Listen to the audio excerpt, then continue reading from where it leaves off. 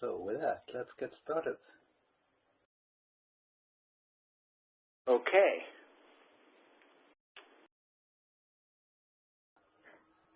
So, welcome to this interim meeting of the WebRTC working group. We all know the drill. Everyone knows the IPR policy. And that if you want to make a substantive contribution, as opposed to pointing out a spelling mistake, you're supposed to be a member, so that you have signed all the agreements that say, I promise not to enforce patents against this unless I tell you first. I shouldn't really be flip about this, but it's just too tempting. So, this group abides by the WCC patent policy. And the current work phase of the group is we want to get to candidate recommendation so that we can stop fiddling with it. And that means we have to close the open issues. We don't want to open issues on new functionality if we can avoid it, unless it's absolutely necessary in order to make good applications. And we don't want to change stuff that people are already depending on, unless it's absolutely necessary to make sensible APIs. So, but we have to make sure the language of the document say what we intended to say. Okay, so we have picked up a few issues that we want to make progress on, and we hope to find group agreement on how to progress these during this call. And after the call, we'll update the editor's draft to reflect the decisions reached at this meeting, after verifying them with a mailing list. So in a little more than a week, hopefully not that much more than a week, we should see results again. Meeting info. I mean, anyone who's here probably has seen this already. And the meeting is being recorded. Kellen, are you doing the recording? This isn't my WebEx, so I don't think I can. I think only Dom could. And I am recording this. There is a red button announcing it, so hopefully it's actually working. Good. Yes, I see the little red dot. Nice, I had missed that. Okay. List of topics we have a scribe. Sorry? Is there a scribe? We need a scribe, yes. Yes. Who volunteers for scribe?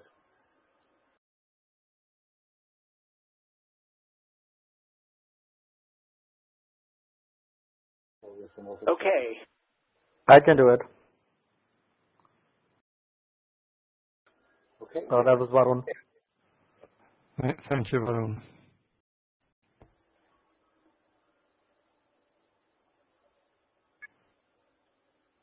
Then we can go to slide 5 in the list of items for discussion. We have 5 issues for which there is a pull request, and the decision we have to take is whether the pull request reflects the consensus of the group or whether we have to say something else. And we have 4 issues on which there is no pull request, and we will discuss the right way forward and hopefully assign a volunteer or an editor, if it's easy, to write the pull request. So. Okay. I think I'll leave the floor to Bernard, who's been the most active person in setting up this slide deck. All right. So the first issue is issue 685 and PR 759. And it started out as just a question about a reference to JSEP around the following section 5.1 quote, which related to how you set up create offer to send multiple RTP encodings, which is by setting send encodings, and also what remote description does when called with a corresponding remote description, it's able to receive multiple RTP encodings. So the idea is that when that happens, the RTP sender can send multiple RTP encodings, and the parameters are reflected by sender.get parameters. So the first question was whether we had a JSIP reference to receiving multiple encodings, which presumably would be based on draft IETF MMusic RID. I think that's an IETF issue. And we have, I guess, a PR for that. Oh, cool. The second question is whether WebRTC 1.0 enables browsers to receive as well as to send multiple encodings, and if so, how that works. So I guess we'll probably talk mostly about the second one. So as far as I know, the draft, as I mentioned, only talks about the sender side of it because there is no RTP receiver .set parameters like there is with the sender, and no receive encoding. So there's no way to set up create offer to generate an offer that could receive multiple RTP encodings. But you can still have set remote description called on a remote description that's able to send multiple RTP encodings. And so the question is, what happens when that occurs, or if that occurs? Someone want to comment?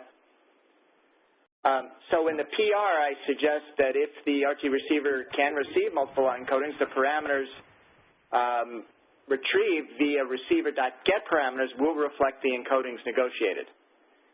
And I guess if the browser can't do it, then you don't negotiate multiple encodings, and there's nothing, no simulcast reception reflected in receiver.get parameters.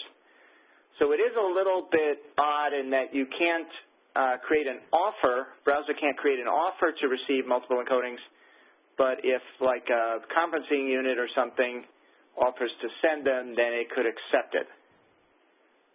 Does that make any sense to people? Bernard, it's Colin here. Yeah, that makes sense. I get what you're getting at. I think there's a slight technicality in phrasing this here. I think that what we want to try and do is make sure that this spec does not require people to implement that thing you were discussing that browsers can't do. Okay, you're not required to do that at 1.0. But we certainly don't want to forbid that from happening by some future extension spec or anything. So I think we want to just phrase that the right way. Does that make sense? Yeah, so here's the question, Colin. So right now the spec, like I said, you can't generate an offer, but you could accept an offer that can do it. But you're not mandated to because I don't think that if you got something and put it into remote description that offered to send you multiple encodings, you're not going to generate an error, right? Well, look, if you don't do it, you don't do it. Right.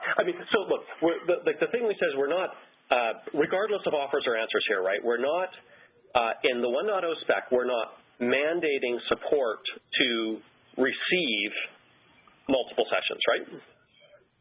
But we're mandating to be able to send. So you cannot generate an offer that would say that, and the question is if you call set remote description on an offer that offers to send you them, well, I think what we're saying is that you can accept that offer if you're able to. Right. But there's no requirement for you to implement that.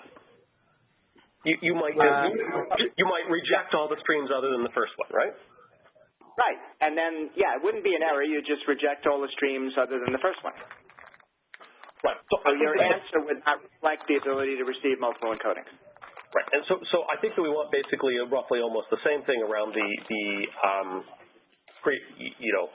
an offer, right? Well, that's the problem, is that one would require I think that what I just said is the way the spec works now. That if you wanted to create the offer, that would be trickier because now you would need the set parameters, function, and receive encodings, I think. So that's the weird part. I'm okay with that. I think I'm on the same page with you, but we're just missing a slight thing here. Of that, I think what I'm saying is this specification does not define how that is done, nor does it forbid it. And I think the text you wrote more or less says this is forbidden. Well, the question is, you mean creating an offer you can't do? Yeah. Well, the question is how you would do it if you can't manipulate the problem is that you can't manipulate on the receiver side, you're not able to manipulate the encoding parameters to actually indicate that you can receive simulcast. That's the problem. That's why. So in the absence of that, kind of you have to react to somebody else's offer. That's kind of the issue, the problem. If I can try, I think what Colin's saying is he doesn't want to preclude the ability to do so in the future. Yeah, no, I don't. I mean, what you would need to do that in the future is to add RTP receiver set parameters. That's the thing. That's what the problem is. Right. Sure. So I don't want to do that. There may be other ways that a browser may decide to do that. A browser implementation, due to some static configuration of it, may decide to always offer simulcast in every single offer it generates. That's an example. I'm not saying it's a good one. What I'm saying is I don't want to mandate that anyone has to implement any of that. I just want to not forbid that from happening because we're going to want to extend it. Yeah, I guess the question is, but you're not saying you want to add set parameters either, right? That sounds like a bunch of extra work that we never signed up for. So I'm fine with not adding that now. I just want to keep that door open for later. Yeah, I think that what he's saying is the sentence calls to create offer cannot be configured. Just strike that sentence. Well, it can't be configured with that. I guess. Well, I guess the question is is that sentence even necessary? Or could we just reword it because to prevent it from. While there is no current API to configure receiving multiple RTP encodings on an offer, if you get a remote description, then this is how this thing works. And that doesn't Yeah, that's more or less what we're saying in the PR. Right. That sounds good what Justin said to me. Okay, done. Yeah, so go ahead and comment on that in the PR, and we can refine it. But I think that the other issue is do we need to stipulate how this actually works? What do you actually get when multiple encodings are actually transmitted? That's the other thing I'd be worried about kind of heading down this path here. My view is that we might want to just leave this all to an extension spec.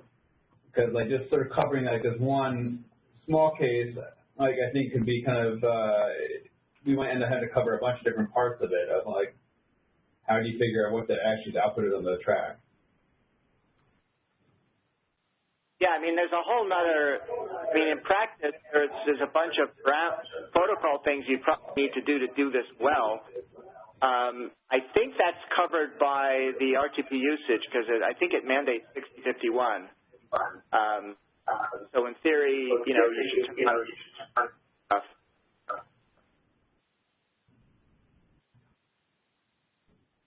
So let me sort of take another stab at this. Is it important that we actually fix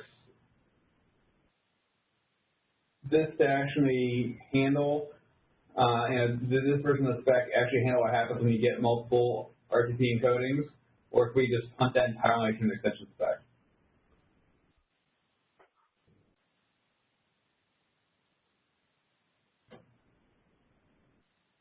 But I'd say I think it's important that we at least know what happens if you set remote description. I think what JSTEP is going to do in this case is that JSTEP is going to always respond back with an answer that says only send me one. An implementation could certainly do that. Right, but I think that's what JSTEP is actually going to advise, is that since we want well-defined processing for JSEP, it's going to say that if you get multiple things, then since there's no API to control this any other way, the default behavior of that any extension spec is that it only gets one. If it has an answer, it only asks for one. So with that in mind, the idea that we talk about the fact that you can extend this through, that you could get access to this stuff through get parameters seems, probably premature.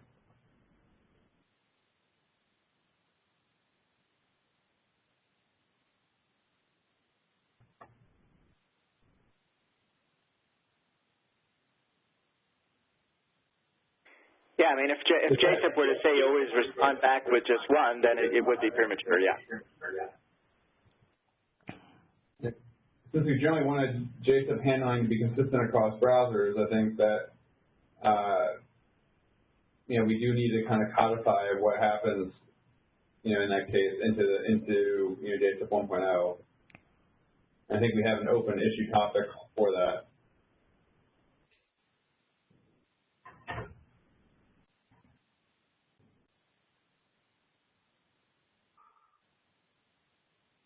So my suggestion is that we do not merge as a PR, and we basically leave it as it is, and we can extend it in an extension spec in the future. So does that mean leave it undefined, or leave it as undefined's not so great. What JSEP will do will be, the behavior will be defined in JSEP. I'm not sure what behavior needs to be defined here, given that the actual processing is defined in JSEP. It's actually kind of a little bit unusual, where this text is here, in the place where the RTP receiver is actually created. Yeah, it was put there because the sender has the equivalent text. So. Oh, okay.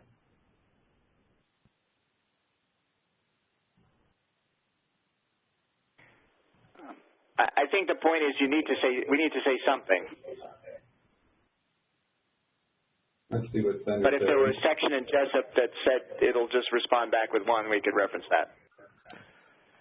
Yeah, I think that would be good advice to reference. Yeah, so what's in the pull request for JSEP is devices implementing JSEP are not required to be able to send or receive multiple media streams.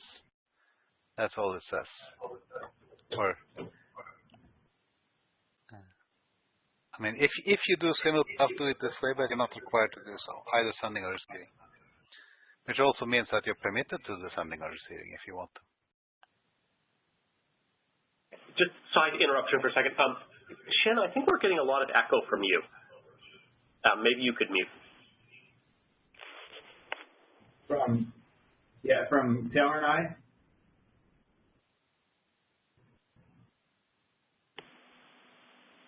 Okay, we're going on mute. Talk again, Justin. It might be you.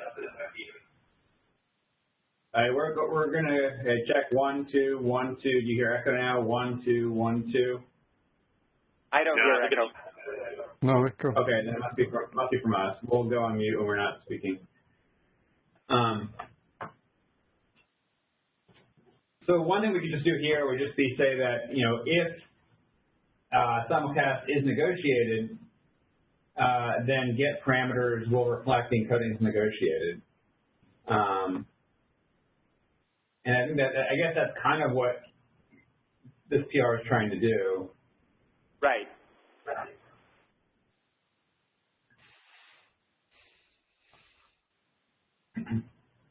Yeah, okay. I think we should point, yeah, right. We're going to point at the right place in JSEP, and then, I think just with some wordsmithing, this probably is on the right path then.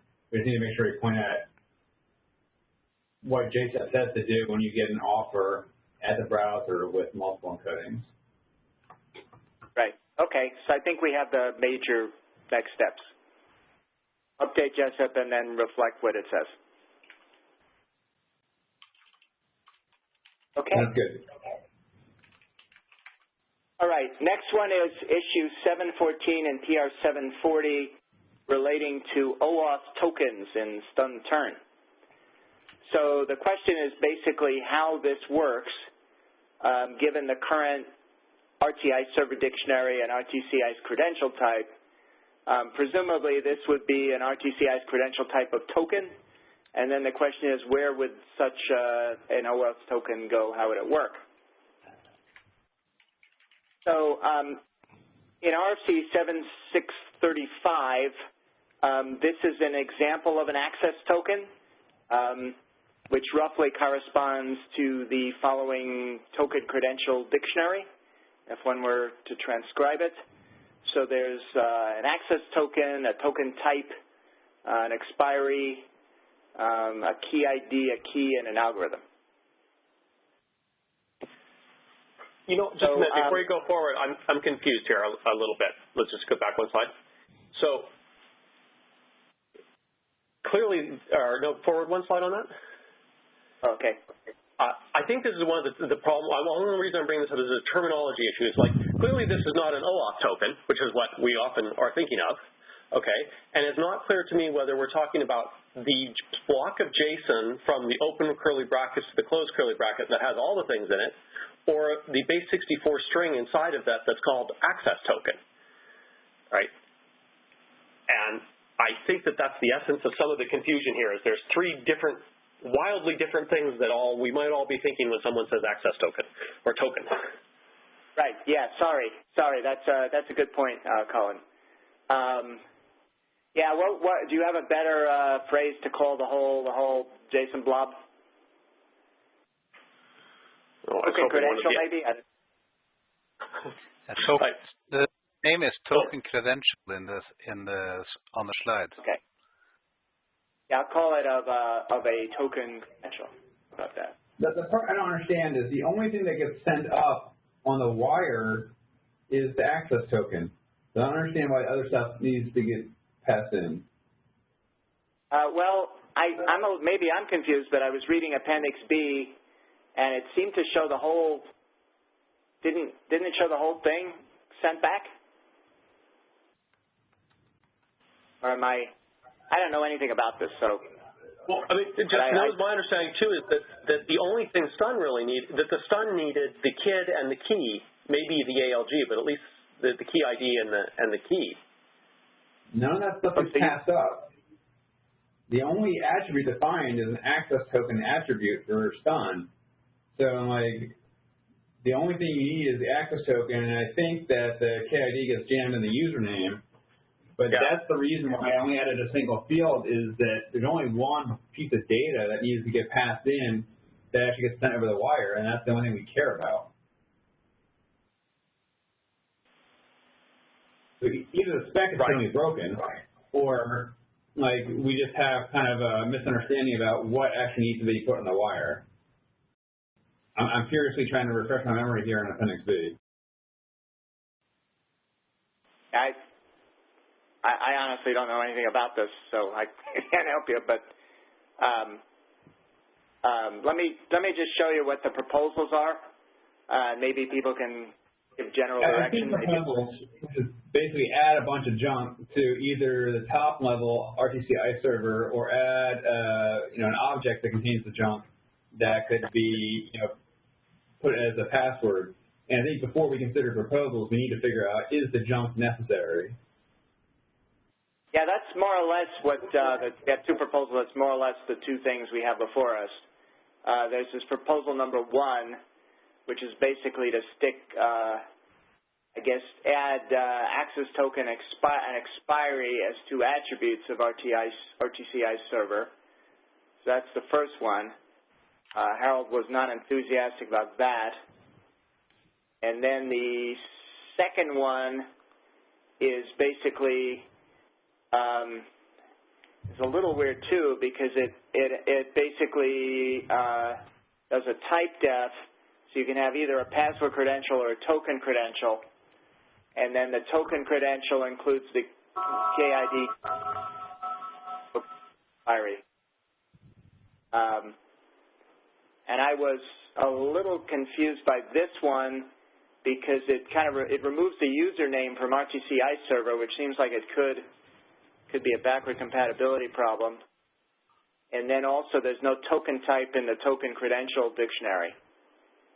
So I don't know can somebody comment on either one of these, which one they like and why? I don't think this is the right information we need to pass across this boundary. At least I hope it's not. What isn't the right information from which proposal? Oh, you mean the whole thing, Colin? So regardless of how we get them up in which structure, the KID key ALG, I thought that the browser needed to know those to pass to the ICE agent, but the JavaScript didn't need to know them. But again, like you, I definitely feel somewhat confused. The more I dug into this, the less I felt I understood how it was supposed to work. Oh, okay. So my belief is that you pass the KID as the username, you pass the access token as the token, and they specify the token type, and those three things are sufficient for the actual turn protocol. So in other words, we don't need all the other junk. So you don't need a key and the ALG? Correct.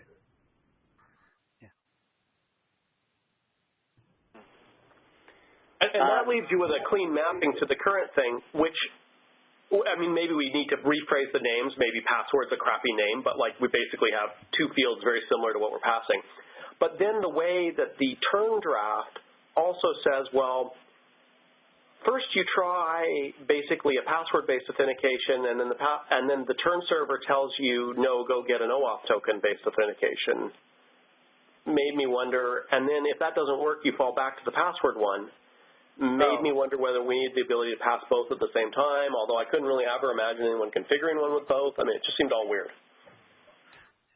Yeah, that doesn't make any sense to me. Like, I don't know, why would you even bother getting the token, you know, if you thought a password would work, and how do you even get the password? Like, I don't imagine anybody would need to do that.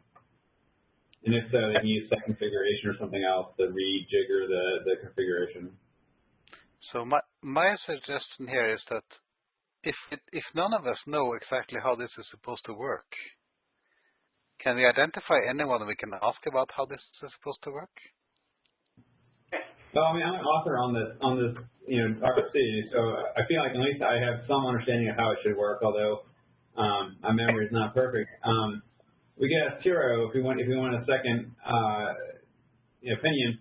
But generally, I think we can read through this RFC, and there's no place, like on the wire, it's very clear that the only attributes that are actually transmitted over the wire, and I find the example here where it talks about that, is the access token third-party authorization, which is just the thing saying, a flag saying doing third-party authorization, and then the username attribute that contains the KID. And so, since the username attribute already is containing the KID, here in the protocol, in the API, we can just allow the application to pass in the KID as the username, and then use the credential type that indicates that the credential is in fact an access token, not a password. Okay.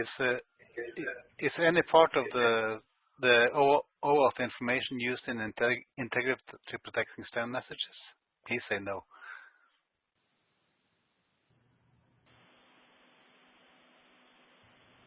Let me confirm that. So while you're doing that, what I hear you saying is that you would propose neither of these, but you would propose something that looks very similar to what we have on slide 11 minus the access token. And what I'm proposing is keep it the way the current spec is, which I think works fine. Yeah, so the current spec has username and credential, and from what I hear, credential would have the token and username the key ID. So the added text would be something like, if you are using OAuth, you put the access token in the credentials, and you put the key in the username, and that's it. Key ID in the username. Yeah. Okay. The things, the example here shows key and kid as two separate parameters. So I was unsure about why they're two, or what they mean. So just to be clear, like when computing the message integrity, the browser needs to crack open the access token and extract the MAC key, which is used then for computing message integrity. But that since it's fully contained within the access token, then we still don't need to have the other jump.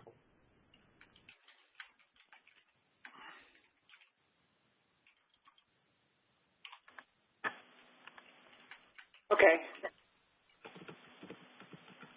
Sounds like we have a way forward.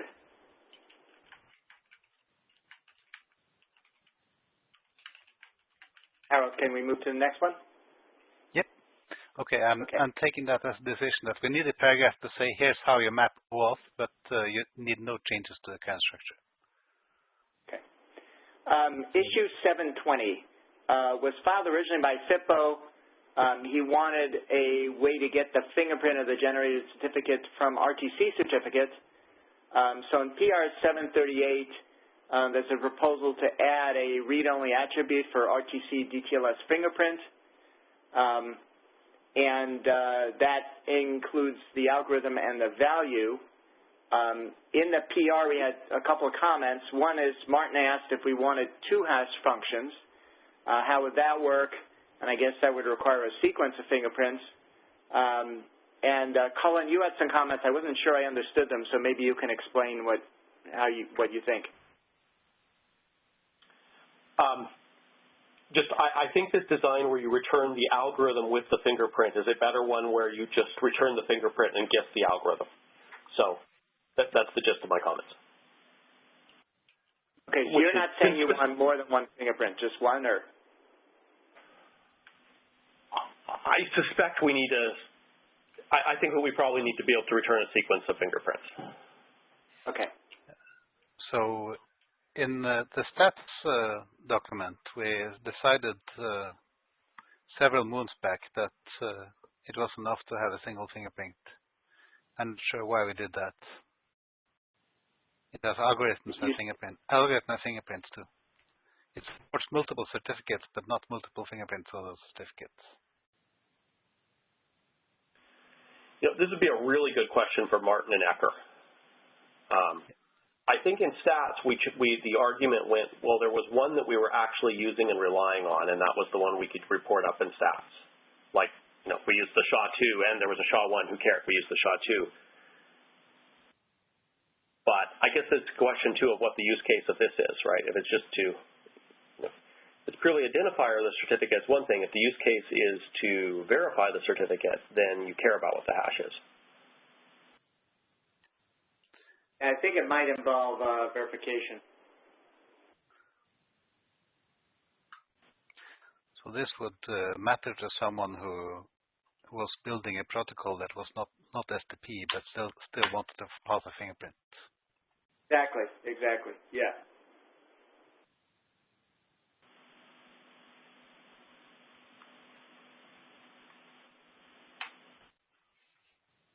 I guess from a purely pragmatic point of view,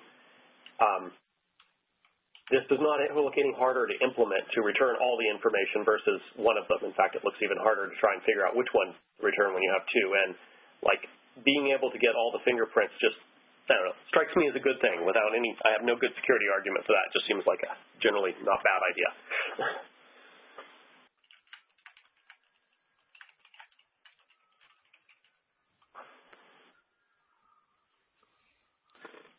So who generates fingerprints actually?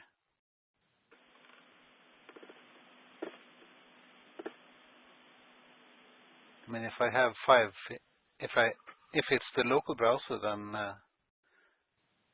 then if it has five hash algorithms, it can return 5 fingerprints always, and let the client prick. Well, but in a given cert, there'll only be one fingerprint, right? I mean, one algorithm, there'll only be one integrity algorithm.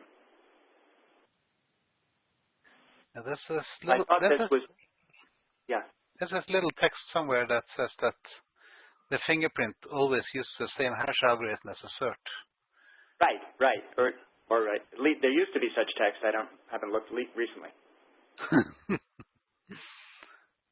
I think it was an RFC, so it's still there, but whether that RFC is obsolete, that's another question.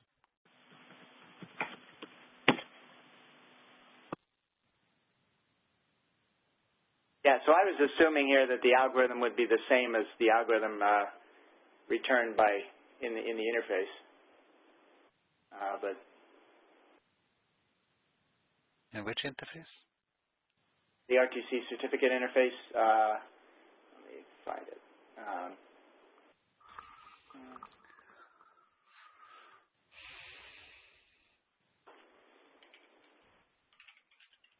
Yeah, so currently we have algorithm identifier get algorithm on the interface. So I'm assuming that when you call get algorithm, that only returns the value of keygen algorithm, I guess.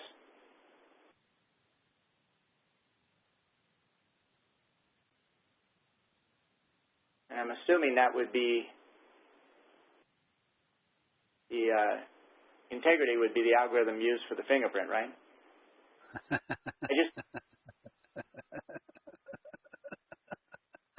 Sorry, this is the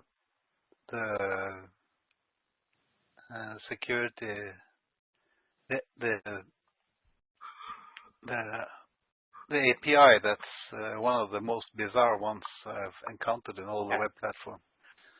Exactly. If you look at just before the RTC certificates interface spec in the WebRTC, you'll find the examples of values that need to be supported by generate certificates, and one of them, and none of them, has anything identifiable as the Keygen algorithm. Yeah, oh yes. One of them has a hash function broken off, but ECDSA certificates don't.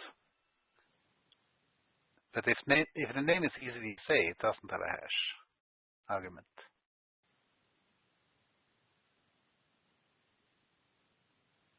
Yeah, so I assumed it would be the same value as the value of the hash attribute, but what do I know? Yeah, but there is no hash attribute in that for ECDSA. Right. No, you're right. I find this interface very, very, the algorithm identifier interface very, very confusing. Yeah.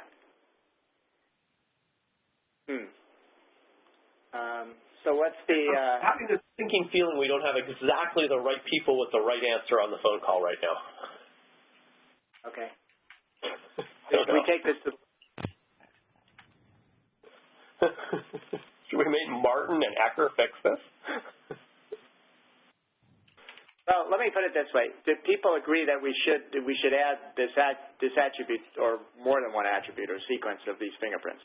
Do we have agreement at least on that? I think that depends on whether multiple makes sense or not, and at the moment I don't know. I can see an argument why there cannot be only one, but I'm not sure the argument is correct. Okay. I wonder if this should be attributed, or there should be a function to generate a fingerprint with a supplied algorithm.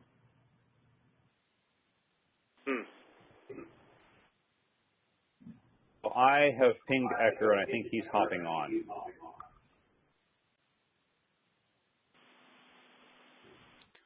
That would be brilliant.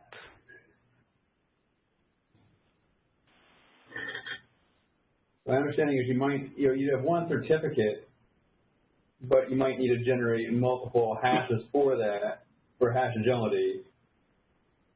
And what hashes you want to support really is only known in the application, so you need a function.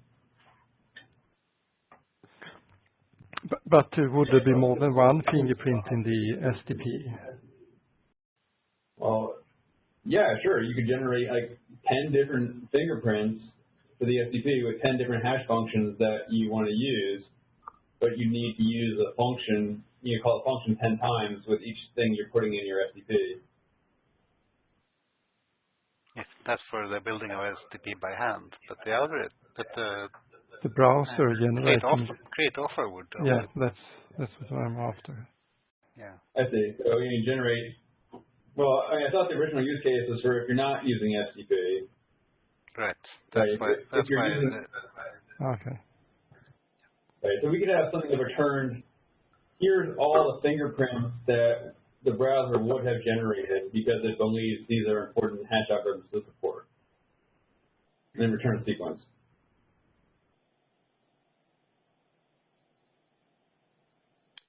Okay, Ecker is on. Does someone want to summarize the question? Sure, I can try and do it.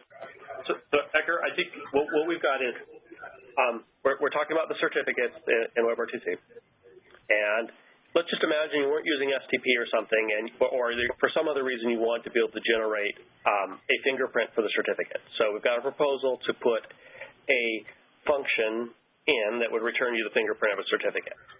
And then we came to the question of, well, what algorithm? I mean, does that get passed as a function to it, or do you get returned a list of fingerprints with different algorithms? And the more we talked about, the less it sounded like anyone understood how fingerprints and certificates worked. So is that enough info for you? No, but maybe I'm just confused. I mean, so can you restate the question you're trying to ask again? Well, I guess the first question is, can a single cert have more than one fingerprint? No, because the fingerprints have to be the same digest algorithm as in the cert. Yeah, okay, that was problem solved. That's a requirement from like whatever the fuck the original 4764 or whatever it is. What an appropriate sound. Did that fix it? I think so. Well, I mean, I'm not trying to understand the context. I'm just trying to answer the question that was posed. Well, just make sure I understand that properly. So if you want to support hash agility, you generate two different certs with two different hash functions used in the certificate. Correct. So they can have the same. They can have the same underlying key pair. Right. Okay. Well, I guess given that, the need to generate multiple different types of fingerprints from a given certificate seems now obsolete. So I think just a single attribute would probably be sufficient in this case.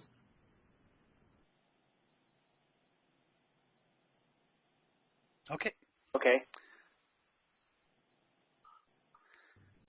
We have a solution. Okay. So can we move on? Yep. I believe so. All right. All right. So this is issue 726 and PR 757.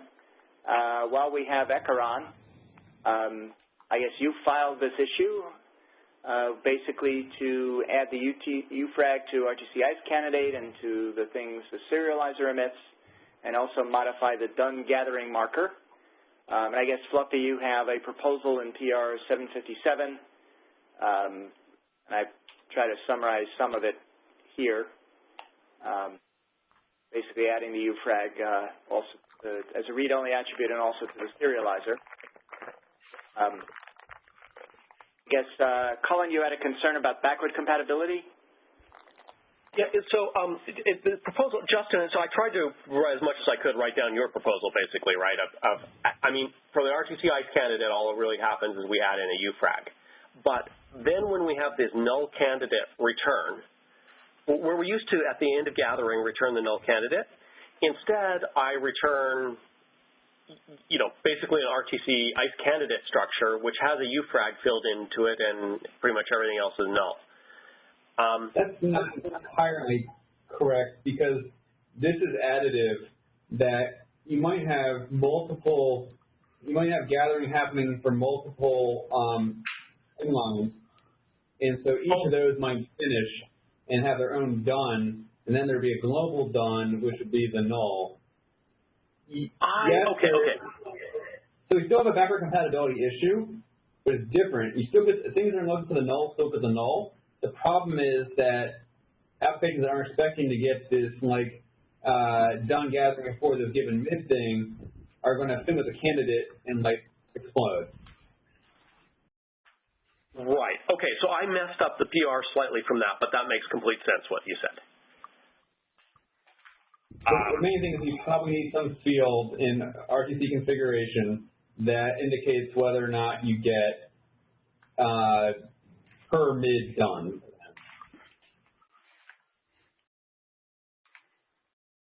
So would that be ever all right with people on the call here if we updated the PR to add that configuration to basically say whether you use this feature or not, and if you do, get it?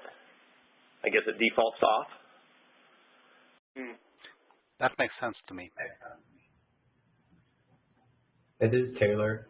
If we're going to add a new field to the RTC configuration for this, why not just add a new event for the per mid done?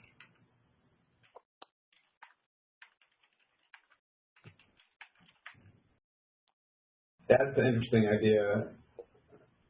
That might actually be better. We already have an event for RTC ICE gathering state change for the global done.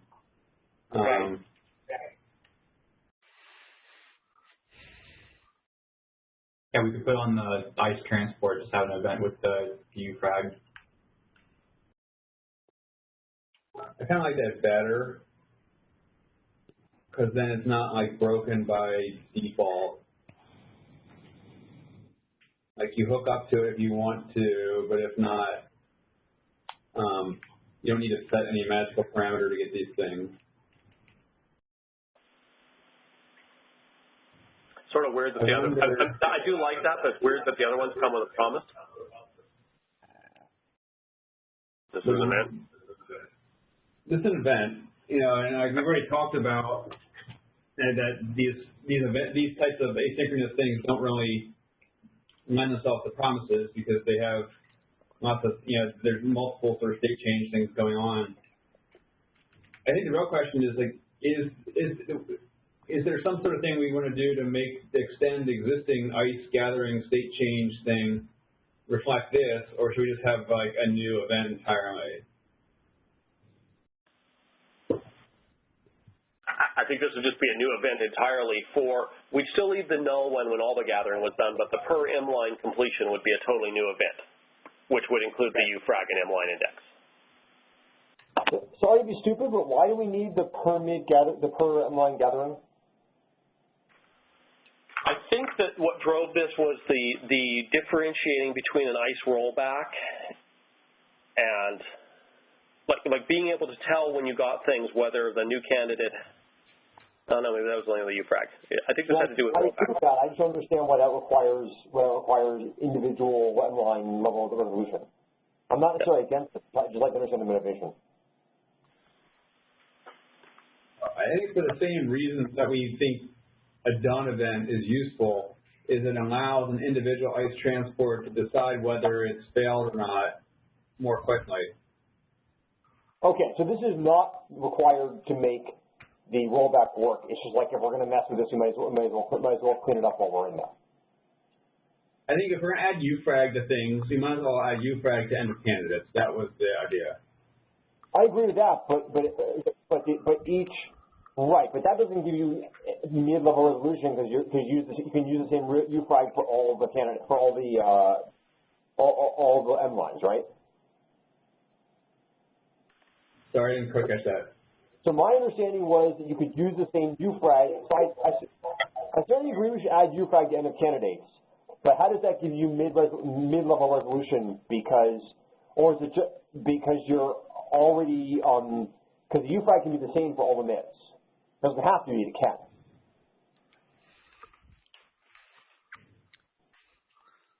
So at the moment we don't have mid-end of candidates either. So yes, I think the per M-line end of candidates is a separate item, and we should treat it as such. I think that's true. So yeah, that's right. UFrag here is solely for the purpose of determining different generations of ICE restart, and we wanted it attached to end of candidates because that way we could properly understand whether end of candidates was for the current generation or from a previous generation. But that puts us back into the same pickle here, where when we emit an on ICE candidates event, the done event, like how do you know if it's for the current generation or a previous generation? I guess those might not be ambiguous. Going on the receive side, I guess whether it's ambiguous.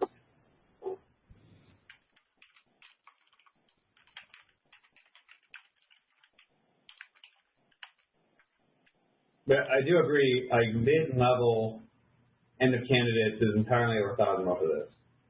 I'm not opposed to it. I'm just trying to understand. I mean, so I guess when I took away, sorry. So Justin, can you file a new issue on adding end of candidates per M line? So you can say that that's the separate issue, and we don't solve that in this one. I can.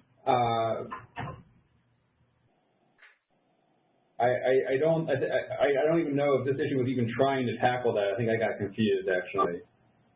Yep. So because if we file that as a separate issue, we can just land the UFrag in this one and be done with that. Sure. So I can file the issue. I'm not clear how we want to proceed here.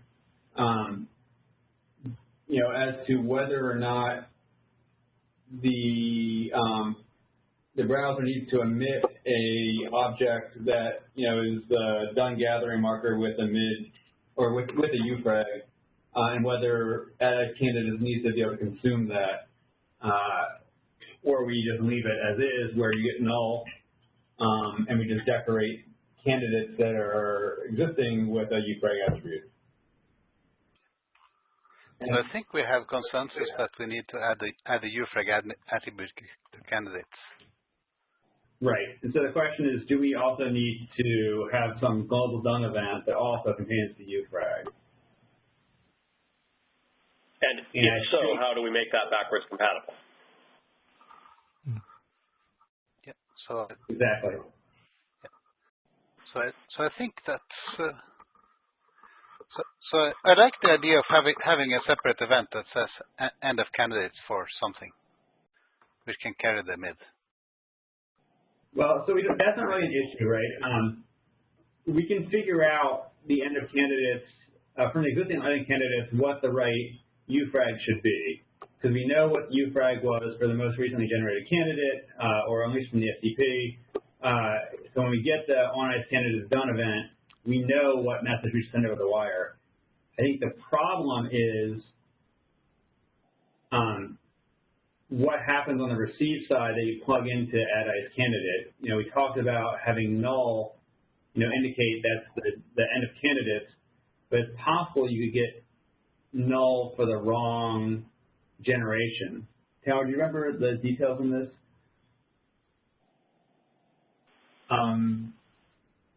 Well, if you don't have end of candidates from the initial ICE gathering, you could get end of candidates for the second, and then it's ambiguous what it refers to. That's why we want the UFrag. I don't think we really need the mid for anything. It's just like, as long as it's not just a simple null anymore, it's a candidate dictionary, we thought we might as well. But it is a separate issue.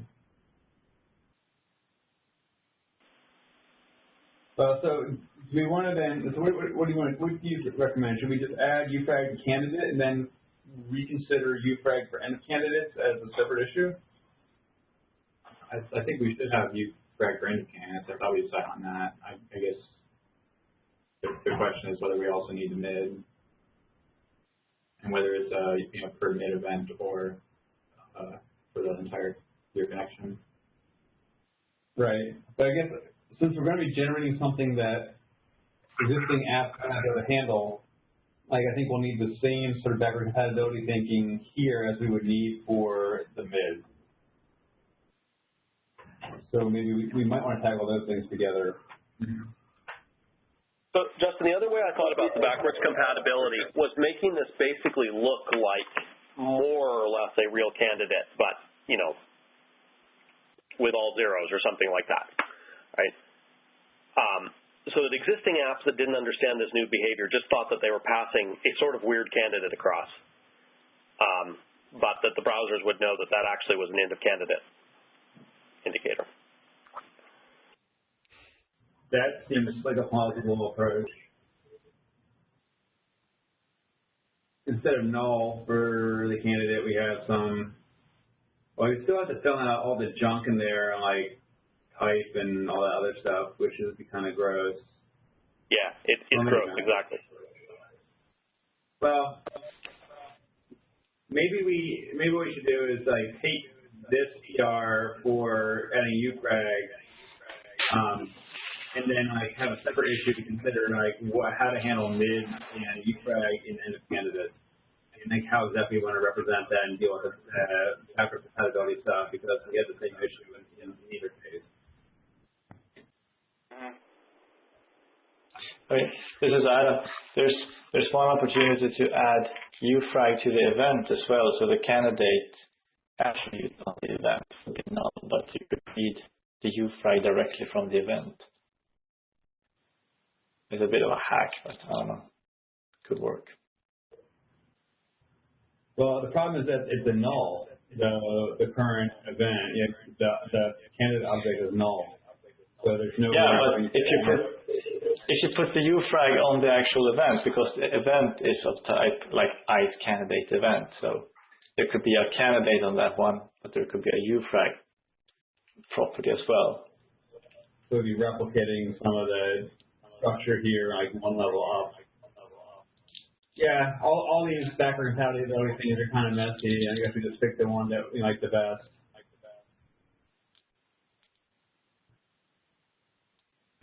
Yeah. I think we should have just somebody write up the various options, and then we can select which one is the least unattractive.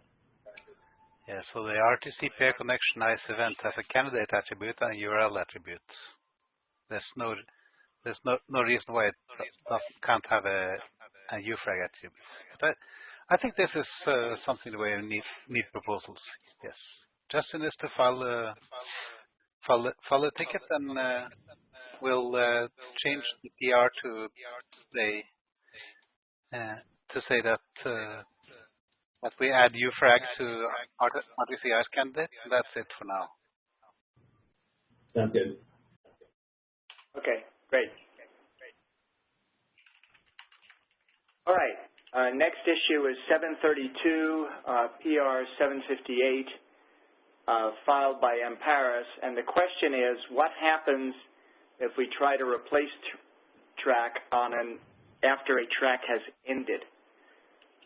Section 4.8.1 basically says that if the media stream track enters the ended state, you get the connection being marked as needing negotiation.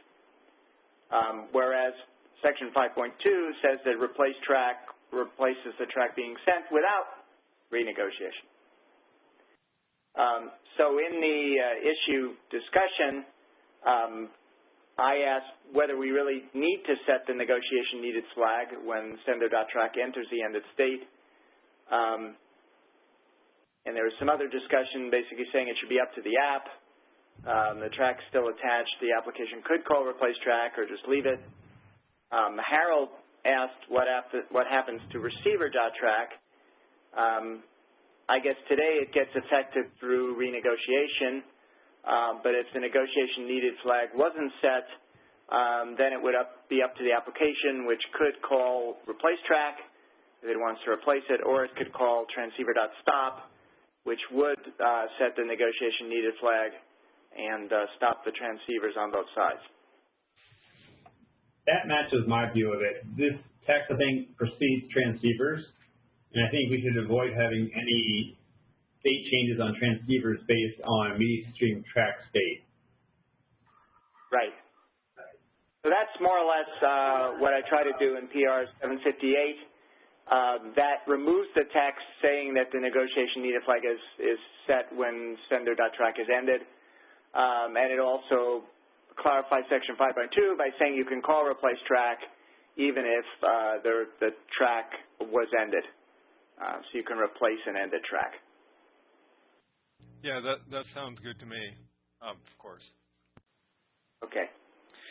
So in that case, it would be the track ending would actually look like the track was just muted. Yeah, essentially. Wouldn't change any of the ST or anything. Right, and then that's the critical thing. Okay. Yeah, so people can look at the PR and review it, but I think basically I hear people think this is going in more or less the right direction.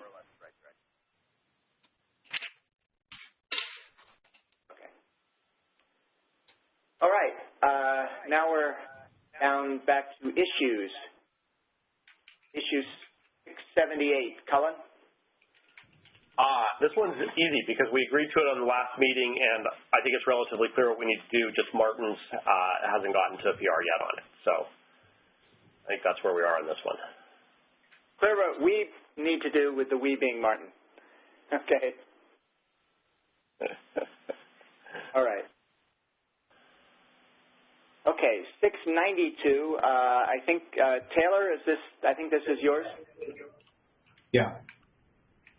So going back to the ICE connection states, one of the possible ways you enter the disconnected state is if there's some transitive connection error that may resolve itself eventually.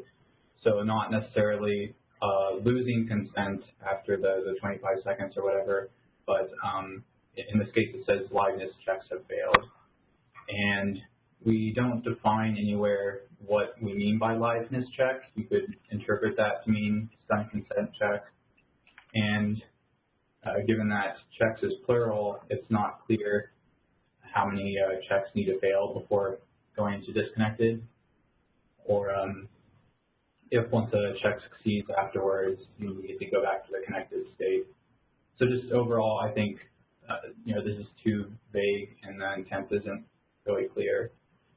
And then Justin also raised a question today, if the WebRTC implementation, for example, knows that the network interface went down for the local candidate used in the currently selected candidate pair, will the implementation still need to wait for liveness checks to fail, even though it knows they're going to fail? That seems a little silly when the goal here is to let the application know as soon as possible that something is wrong, so that it can, perform an ICE restart or inform the user or whatever. So if you go to the next slide, I think our recommendation is to leave the criteria for switching to disconnected up to the implementation, but make it clear that the goal is that the implementation believes that connectivity is lost, and we can provide some examples here, such as losing the network interface or successively failing signed consent checks. For example, Chrome right now switches to disconnected if I believe 5 consecutive checks fail, and the rate for sending those checks is higher than the 5 seconds required by the consent check draft. So that's where I think it makes sense to leave it up to implementation, because it would be difficult to account for all the different variances among browsers. Isn't there an ITF draft that sort of defines a bunch of this stuff much clearer? Unfortunately not, because that would have been 7675, and it kind of the only that is failure, not kind of this immediate state. As far as I can tell, the disconnected state is something that only exists in WebRTC. Someone correct me if I'm wrong. That's my understanding, is that only that 7675 defines it.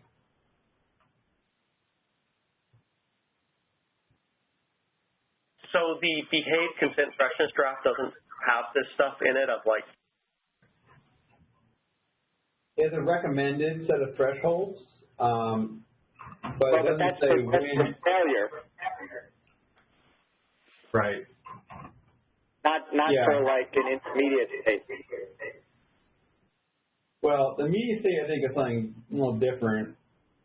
Like I think what you do want though is some sort of way of indicating when the network might be broken, at least from a consent check, at least from like a probe standpoint, which is different than packets stopped arriving. And unfortunately, 7675 is fairly general in its recommendations of, shouldn't be less, it should be 5 seconds, but, basically do one check every 5 seconds. So the earliest you probably would determine something is busted, it would be 15 seconds, which is way too long. So bottom line is that, like, in terms of actual liveness checking, or actual sort of, is this thing broken, we probably need to, at least allow browsers to have their own logic, or we need to write our own sort of text of what we consider to be liveness. I think that'd be difficult to consider all the possible cases. Right, especially because we'll probably iterate on this in our implementations as we understand things better. Mm-hmm. Right. So I mean, this seems like okay. So this is liveness seems bound by the 1 second, 15-second range, which is and recommend 5 seconds. I agree with you, but it says it must not be shorter than 1 second or longer than 15 seconds. And so I mean, it seems like we should maybe point to that there, and then I mean, I guess the important thing here is what the event means, which doesn't mean that a single check's failed, right? It means that our consecutive checks have failed, or that the browser expects it to be disconnected for other reasons, like that the interface went away. It's fine. Right. Well, I think the important thing is it says it can resolve, which means it isn't a consent failure.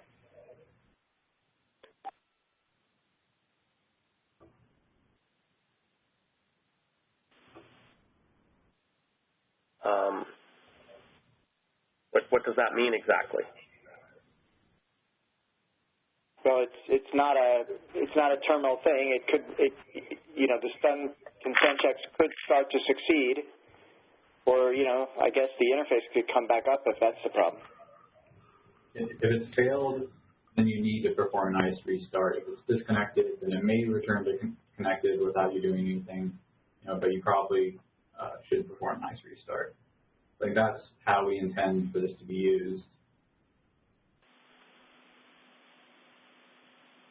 So in which case would you not perform an ICE restart and you get disconnected?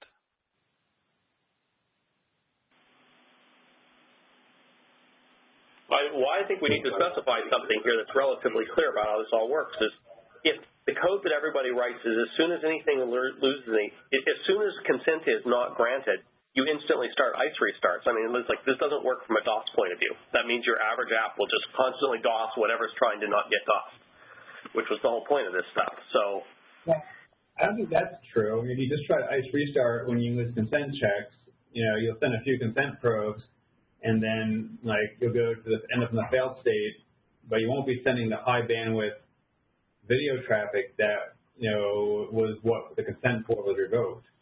I mean, consent is to make sure that you're getting, if you're receiving a large amount of bandwidth, that you're consenting to receive that bandwidth. And doing an ICE restart isn't really making that worse. Right, but the consent spec says the whole consent stuff was also based in the security spec said that if consent fails, you will stop sending packets, even consent request packets to that location. So what I don't want to write here is text that overrides that.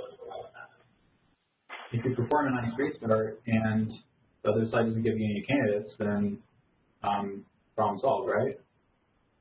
Yeah, it's hard to separate consent was revoked unless you get some error from your stun check from the network broke and we didn't get responses to our stun packets, in which case ICE restart is in fact indicated.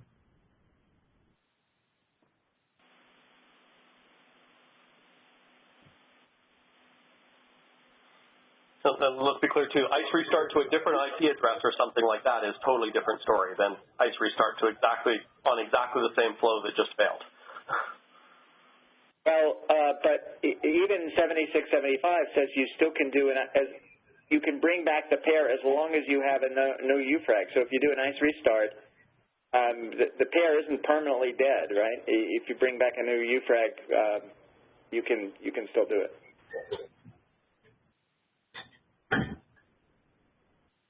Yeah, but the peer that revoked consent would have to give you that candidate again. So it's that they're granting you consent, implicitly.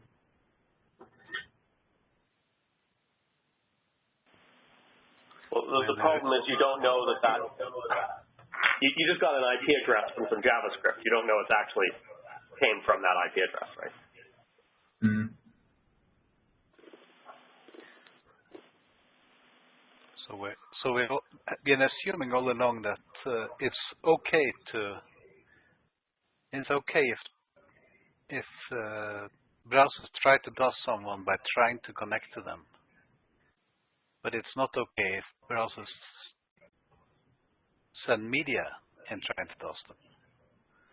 So if you kick people back to ICE restart, then we're back in the trying to connect state, so that's okay, I think. Yeah, I mean, all this is doing is basically getting you to the disconnect state a little sooner. I mean, like in WebRTC, disconnect is you only get into it if you have a stun consent failure. But here you get into it a little sooner. The application is probably going to do the same thing, which is an ICE restart, but you get to do it a little bit sooner, I guess. And we're talking about really only a factor of 2, like doing it in 15 seconds instead of 30. So I don't know that it's going to cause the internet to collapse. So I like the text that was suggested on the slide, which was basically saying you get into disconnected state whenever the UA decides that you have been disconnected, whatever reason it has for suspecting that.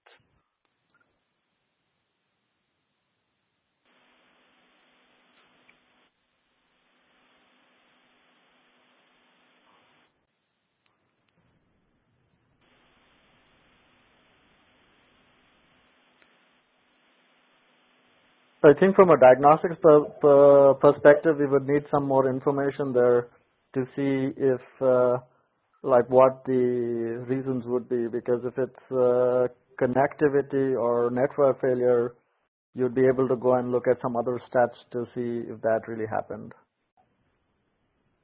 Well, you should in the pair stats, you should have enough basically to let you know that you had a couple of failures, right? Because you're right.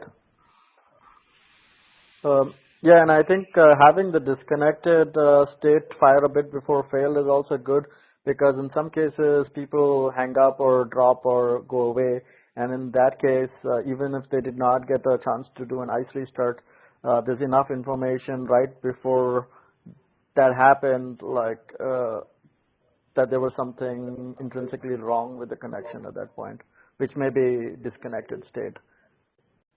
And that's enough logging information to go and diagnose that bit.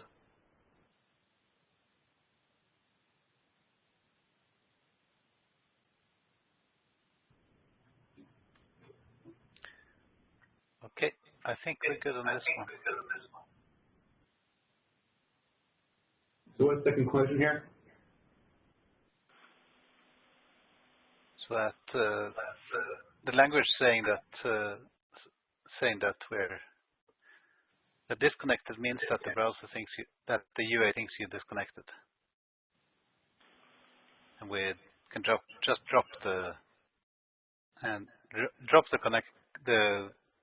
the normative dependency on content checks. Okay. And a single loss of a stun packet wouldn't cause a browser to think that? I don't think so. Any browser that did that would be stupid. Right, but we're leaving up to the implementation to decide, and are we or are we not including some examples of things that, non-normative should be considered? I think examples are good. Okay. So basically what Taylor has. Okay. Okay. Who will Taylor? Will you take on writing the PR?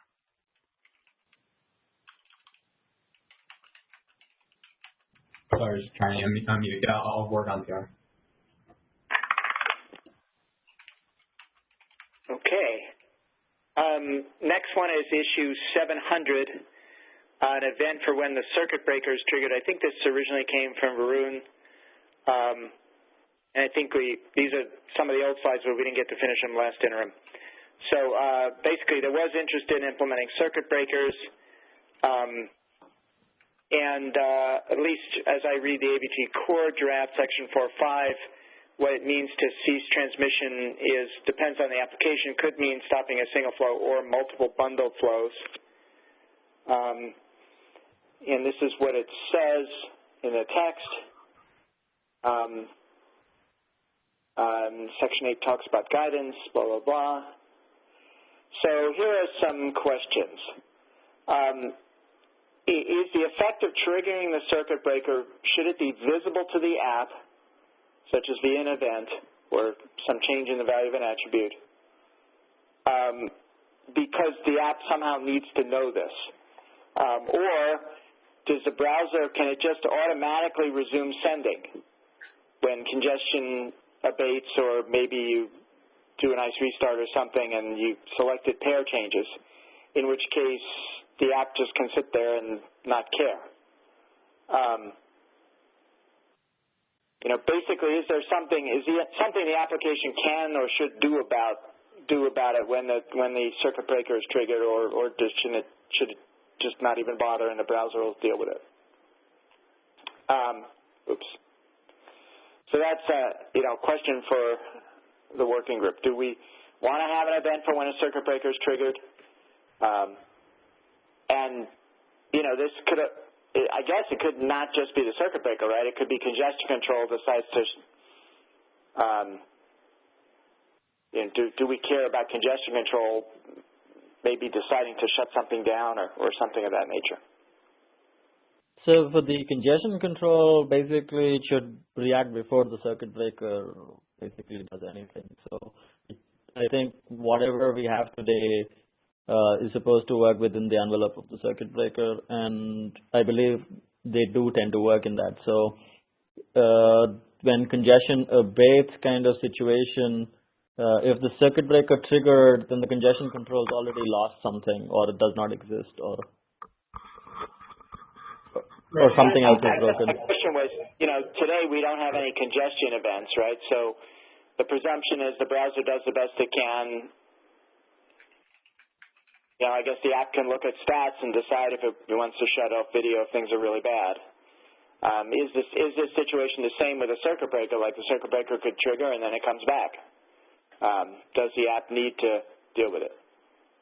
I think it does if it needs to do the ICE restart, for example. I don't think that's really true. I think that we should look at circuit breakers as basically crude bandwidth estimation or crude congestion control. And the same way that you might want to know if a more sophisticated congestion control says you only have 100 kilobit, and I'm going to stop sending some video, you can imagine the same thing. Like you want to know about that as well, even if it wasn't actually triggering the circuit breaker algorithm. Right. So my perspective is that really, unless we have a very clear notion of what API makes sense here, we should just expect applications to read the bandwidth estimate out of stats and go from there, or read what is actually being transmitted out of stats. But I don't think there's a clear sort of, hey, I'm congested right now event that we could indicate that would really cover all of the details. So you mean that bandwidth equal to 0 would be the thing that the application should be looking at for a particular stream? No, I mean, it could be a higher number, right? You just decide, I need at least X to do video. But here's the problem. I mean, this type, I agree this is crude congestion control, but it happens at a very exact point in time, and it's not congestion control. It stops everything, right? It stops the flow completely. It doesn't reduce the speed of it. So I think that applications for diagnosis and reporting and understanding what happened, I'm not saying the application is going to do anything with this other than understand why something failed. I think it's a very useful thing to be able to know when this type of thing happened because of the time it takes for like bandwidth estimates and stuff to change. This is just, you get it very precise in a specific time. It's good to know it happened. I'm not saying that I don't want to know about other types of congestions and when a browser decided to radically do something, but that seems like a much harder problem to solve, to define when those are, to make them constant across browsers, all of those things. Where this one's really crisp and clear, so it's easy and it's a pretty dramatic event. And this should never happen to your app. If it's happening to your apps, you want to know. I'm not saying you want to do anything, but you want to know. I'm not sure. Like, imagine you have like 2 video streams, and you each set the minimum bandwidth of them to like 500 kilobit, and you only have like 600 kilobit. Then one of them's not going to be transmitted, and you probably want the same event to indicate there. And that's not you want to know if one of your video streams not being transmitted. That's probably something that can occur in normal operation. And having an API that's just for circuit breakers seems very ad hoc. Yeah, okay. I agree with what you're saying there, Justin. I just think that, but the answer needs to be, so we're going to do something, not so we're going to do nothing. Well, but I'm just trying to understand the situation which Justin just commented to, where 2 streams, 500 each, only 600 is available. What compels the browser not to send 300? Well, because you set some limit on the encoding parameters to only transmit a minimum of 500. Actually, I will get an event on that. I will get an error. I will get a direct event on that the constraints are no longer satisfied for that stream. No. You're basically, there's a difference between encoding that much, right, and the bandwidth that and the constraints, right? It's not constrained.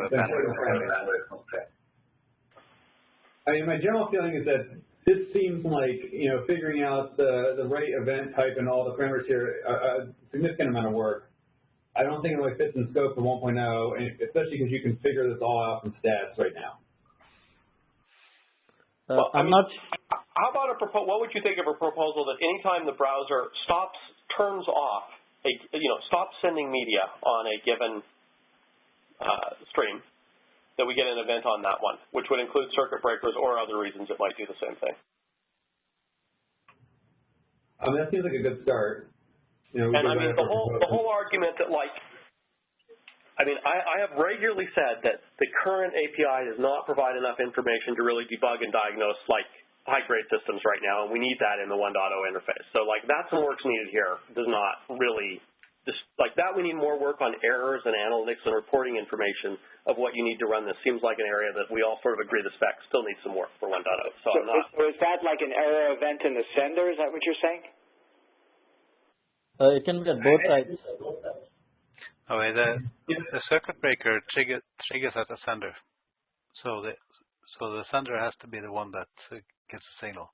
The receiver doesn't know anything. Right, and the way I phrase that too, even if it was like you decided to only send 1 video stream instead of 2, that's still a sender decision, right?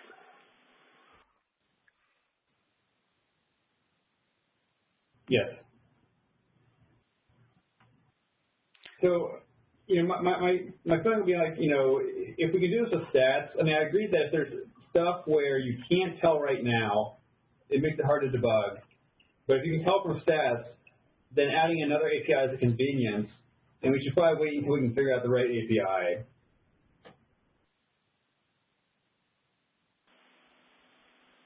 So I'd say, if we can figure out a way to do this with just stats, then we don't need to add a new API in 1.0. Okay. I'm also a little bit concerned that we could confuse this with an ICE consent failure.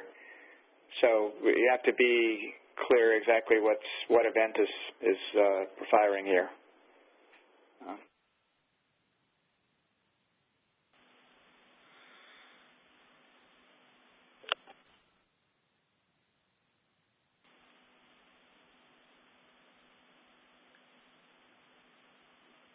But I mean, I think it's a meta requirements thing, like whether we can do it stats or how we do it.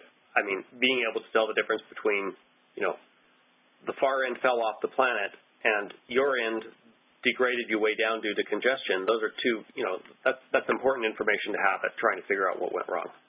We need to be able to differentiate between those two. But I think we can differentiate that. You know, I think we have the things to tell if like the other end fell off the planet, you know, through the sun failures and that sort of stuff already. And we can also look at, you know, for each stream, I think we have the right stats to tell what its current encoded bit rate is. And if that's 0, it means it's not being sent.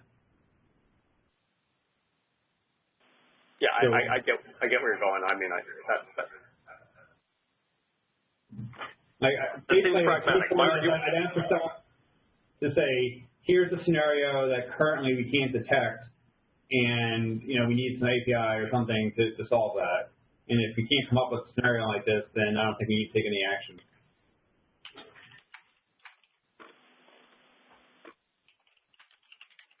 So the problem I see is that when the encoding bitrate goes to 0, at that point we don't know why it went down to 0.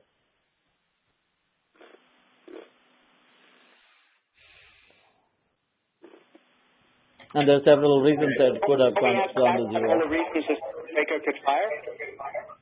So we have available outgoing bitrate and available incoming bitrate as stats variables. Right. Taylor and I have to move on. I think we probably need more discussion on this issue. Yeah, more discussion needed. Bye. We have one issue left. We're over time, but we have one issue left. Can we look at that? Fine with me. Fine with me. Okay. Yep.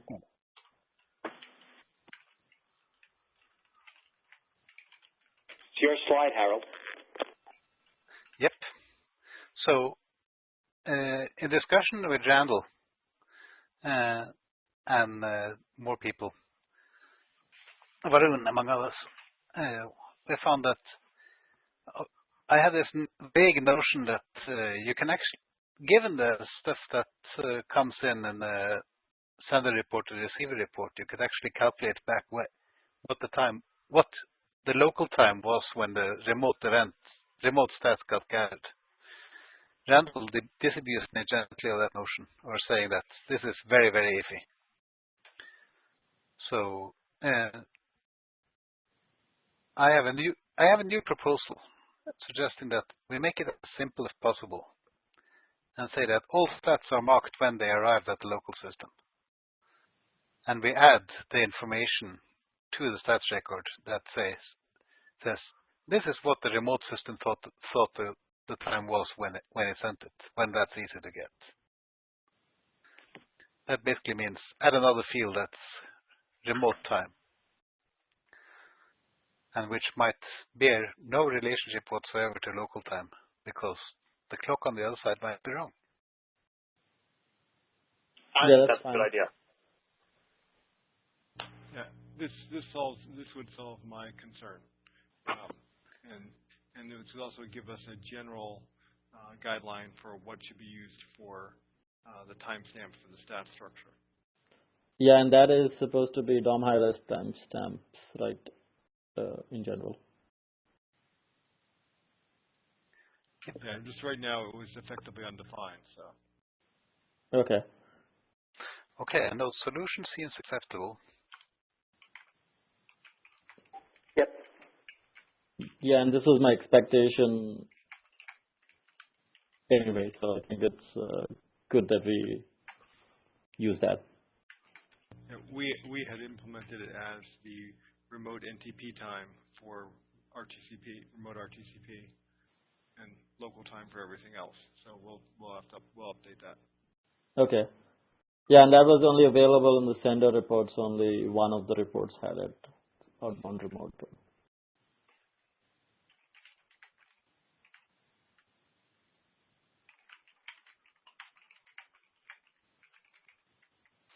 Okay, we have a solution. And then we're 5 minutes over time. And but I think we're done. I think the last slide is entirely appropriate. Thank you. Thank you. Thank you. Okay. See you next time. Bye. Bye. Bye.